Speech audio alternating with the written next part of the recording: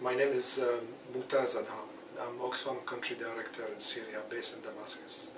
Living in Syria in 2022, we are of course 12 years into the Syria crisis, and the situation, the humanitarian situation, the economic condition has gotten much worse day by day. Actually, in the past we used to hear people saying that they were fearing to die of bombing and of fighting. Now they fear dying of hunger.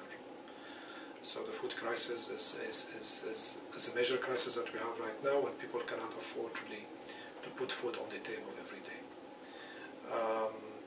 If you walk even in Damascus, which is the capital, and you would anticipate that the situation in Damascus would not be as bad.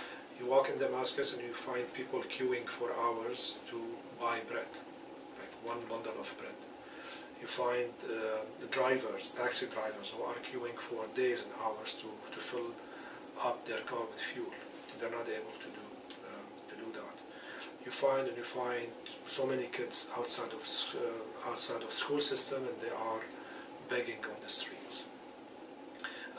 You find little girls at the age of 13, 14, 15 who are married, and the decision from their family to marry them off, so they have less mouth to feed in the family.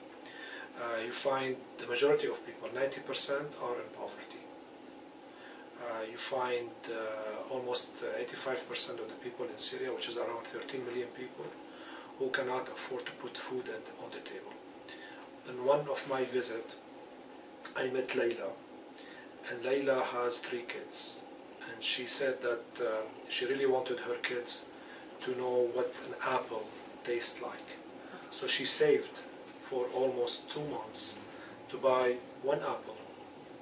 When she bought that apple, she split it halfway between her kids. So this is what the people are really living through in Syria.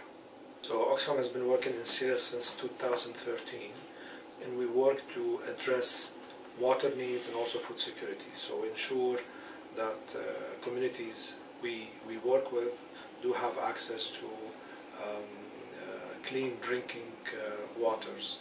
So we support water systems, sewage systems. Also, we do what we call hygiene promotions to make sure that the population is able to deal with COVID-19, now the spread of cholera. Also, we rehabilitate damaged bakeries so people could have sustainable access to bread, which is a very basic item, important item in the Syrian family dietary.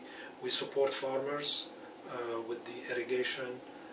We support them to rehabilitate their damaged irrigation system. We provide agricultural inputs. Also, we provide training to them on kind of modern irrigation methods.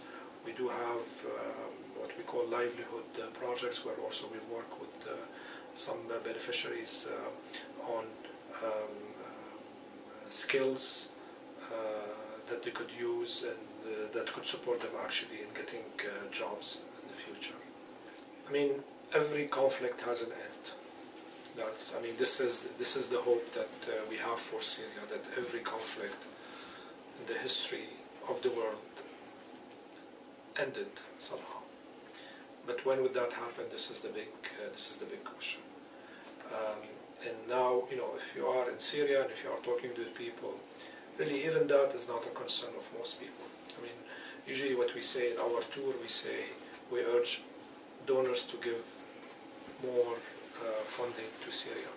But really, the most important ask is for the conflict to end, because that's really what matters the most.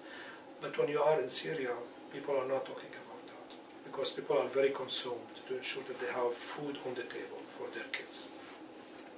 So the question of ending the conflict, I think, although it's very important, but it's not a priority for the people in Syria, and people right now are not really optimistic about it. They are very consumed in their daily living.